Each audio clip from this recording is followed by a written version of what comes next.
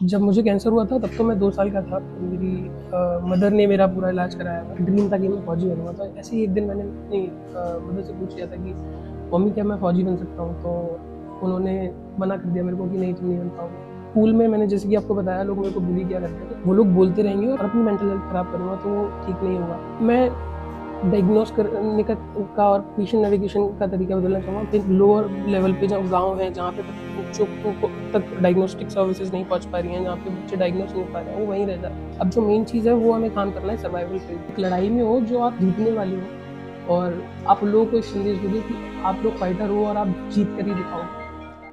Health on air में तुम्हारा बहुत बहुत स्वागत है। Thank you sir. अच्छा, मुझे अपना ये बताओ कि ये कैंसर लाइलाज बीमारी लोग कहते हैं। जब तुम्हें कैंसर हुआ पहली बार पता लगा तो तुम्हें कैसा लगा? तो जब मुझे कैंसर हुआ था तब तो मैं 2 साल का था। मेरी मदर ने मेरा पूरा इलाज कराया था। को किसी भी फैमिली मेंबर का कोई सपोर्ट नहीं था। उन्होंने अकेला मेरा इलाज कराया। बट जब मैं बड़ा हुआ, जब मुझे पता चला कि मुझे कैंसर था, जब मैं 10 साल के करीब था तो मैं फ़ौजी बनना चाहता था। मेरा ड्रीम था कि मैं फ़ौजी बनूँगा। तो ऐसे ही एक दिन मैंने अपनी मदर से पूछ लिया था कि मम्मी क्या मैं फ़ौजी बन सकता हूँ? तो उन्होंने मना कर दिया मेरे को कि नहीं तुम नहीं बन पाओगे। तो मैंने उनसे पूछा कि ऐसा क्यों है, मैं क्यों नहीं बन सकता? तो उन्होंने बताया कि मुझे बचपन में कैंसर हुआ था और मुझे सिर्फ़ एक आँख से दिखता है। मुझे पता भी नहीं था कि मुझे सिर्फ़ एक आँख से दिखता है। तो अच्छा। उन्होंने बताया कि मुझे सिर्फ़ एक आँख से दिखता है और एज़ वी नो कि डिसेबल्ड पर्सन्स को दे डोंट टेक आर्मी में नहीं जा सकते। तो मैंने सोचा कि मैं क्या कर सकता हूँ? मैं स्कूल जाना शुरू किया था। मैंने स्कूल में बहुत सारी चीज़ें ऐसी चीज़ें होने लगीं।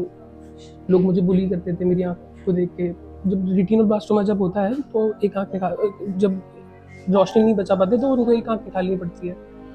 तो जब वो आँख निकल जाती है, आर्टिफ़िशियल आई जो होती है शुरू में जो होती है, पहले अब तो बहुत सारी एडवांसमेंट्स आ गई हैं, तो आर्टिफ़िशियल आईज़ बिल्कुल एकदम से आपकी जो दूसरी आँख होती है उसके सेम एज़ बिल्कुल सेम आईज़ लग जाती हैं। बट पहले बहुत डिफरेंट आईज़ हुआ करती थी। तो मैं भी थोड़ा-थोड़ा टेढ़ा दिखता था शुरू-शुरू में। तो लोग मुझे बहुत गलत-गलत नामों से बुलाया करते थे। मेरे को बहुत ज़्यादा बुली किया करते थे। तुम्हारा सबसे कठिन हिस्सा कौन सा था इस मेरे इलाज के दौरान?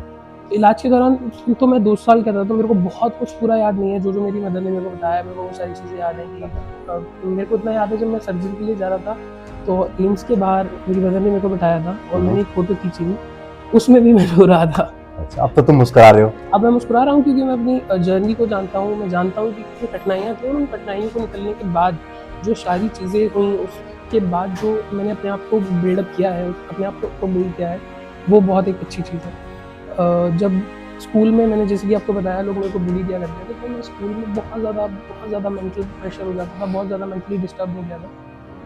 बट एक टाइम पे मेरे को समझ में आया कि वो लोग बोलते रहेंगे और मैं अगर उस चीज़ को अपनी मेंटल हेल्थ पे लेकर और अपनी मेंटल हेल्थ ख़राब करूँगा तो वो ठीक नहीं होगा। मैंने लिखना शुरू किया, तो मैं पोएट्री भी लिखता हूँ, तो मैंने लिखना भी शुरू किया। तो मैं जिस दिन से मैंने लिखना शुरू किया था, उस दिन से मेरे अंदर एक अलग पावर आई। मेरे को लगा कि हाँ, मैं शायद अपनी ही नहीं और लोगों की भी स्टोरीज़ को जो है शेयर कर सकता हूँ बड़े प्लेटफ़ॉर्म्स पे जाके। मैंने लिखना शुरू किया। मैं कैन किड्स से के जो सर्वाइवल ग्रुप है हमारा किड्स कैन कनेक्ट में उनसे मिला। हम लोग अभी जितने भी फिर सर्वाइवर से मिलके जो हम एक्टिविटीज़ करना शुरू किया। देन मैं कैन किड्स में आया तो मैं आपके साथ आज। तो ये जब एक सर्वाइवर दूसरे सर्वाइवर से मिलता है तो आपस में आप लोगों की क्या बात होती है?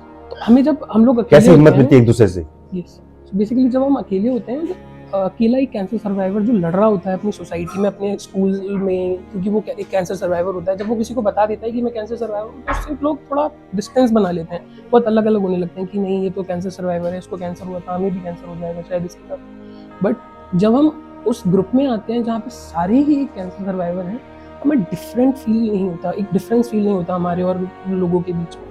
एक अपनापन महसूस होता है जब हम उसी इंसान को देखते हैं जो सेम प्रॉब्लम से जूझ रहा है, या तो मैं उसको हेल्प कर रहा हूँ या वो मेरे को हेल्प कर रहा है। एक दूसरे को जानने में बहुत अच्छा लगता है, मिलने में, बात करने में, और फिर हम जब एक साथ मिलके उस कॉज़ के लिए काम करते हैं, उस कॉज़ को के लिए अवेयरनेस करते हैं, और जो बच्चे हैं, जो भी कैंसर से लड़ रहे हैं, उनके लिए काम करते हैं, तो एक अलग मूवमेंट होती है। अच्छा, अब आपके इलाज के दौरान सबसे ज्यादा हिम्मत आपको किससे मिली? किसने आपको सबसे ज्यादा हिम्मत दी?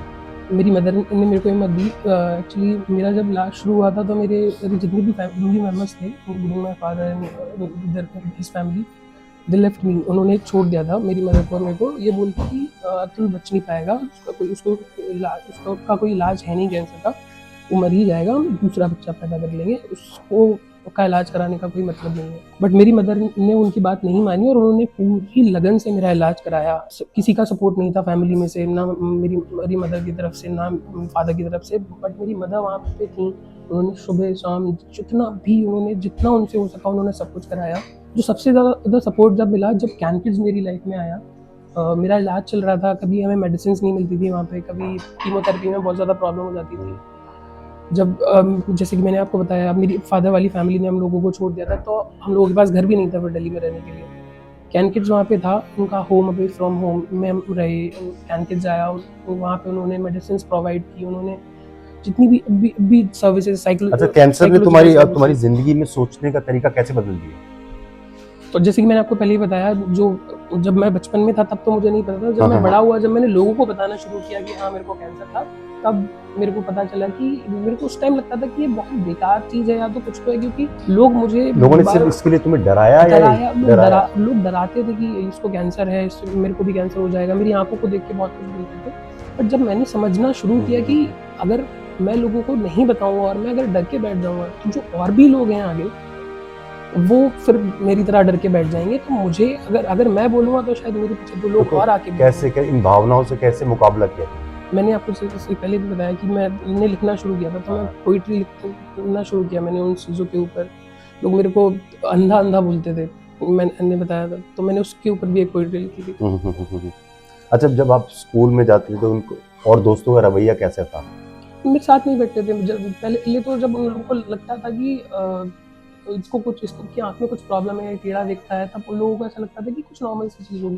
बट ऐसे ही मेरे को नहीं पता था कि अगर मैं किसी को बता दूँगा तो वो मेरे से दूर हो जाएंगे। तो जब मैंने उनको बताया कि मेरी एक आँख में कैंसर था और मेरे को सिर्फ एक आँख से दिखता है, ये आर्टिफिशियल है, उन लोग बहुत दूर हो गए मेरे से। उन्होंने ना मेरे से बात करना छोड़ दिया, मेरे को अनकम्फर्टेबल फील कराते थे, बुली करते थे।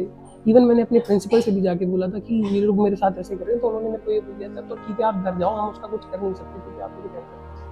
अच्छा, एक बड़ा ही टेक्निकल सवाल है कि अगर आप भारत में कैंसर उपचार से जुड़ी चीज बदल सकते हो तो वो क्या होती? मैं डायग्नोस करने का और पेशेंट नेविगेशन का तरीका बदलना चाहूँगा, क्योंकि वही है कि हर हॉस्पिटल में कैनकिड्स, अभी हम 141 हॉस्पिटल में कैनकिड्स काम कर रहा है, बट जहाँ पे कैनकिड्स नहीं है, जहाँ पे लोअर लेवल पे जहाँ गाँव है, जहाँ पे बच्चों को तक डायग्नोस्टिक सर्विसेज नहीं पहुँच पा रही हैं, जहाँ पे बच्चे डायग्नोस नहीं पा रहे हैं, वो वहीं रह जाते हैं। तो डायग्नोसिस अच्छा होना चाहिए गांव तक। हाँ, जितना अभी तक कैंसर में एडवांसमेंट हुई है उससे डायग्नोसिस बहुत अच्छा हो गया है। अब जो मेन चीज़ है वो हमें काम करना है सर्वाइवल पे, डॉक्टर्स को, सिविल सोसाइटीज़ को, जितने भी एनजीओज हैं उनको सर्वाइवल पे काम करना है। जो अभी सिविल सोसाइटीज़ का जो गोल है वो है कि 2030 तक हमें 60% सर्वाइवल पर काम करना है, 100% financial protection and 100% access to care पे काम करना है। अच्छा, जो बच्चे भी कैंसर से लड़ रहे हैं, क्या संदेश है उनके लिए तुम्हारा?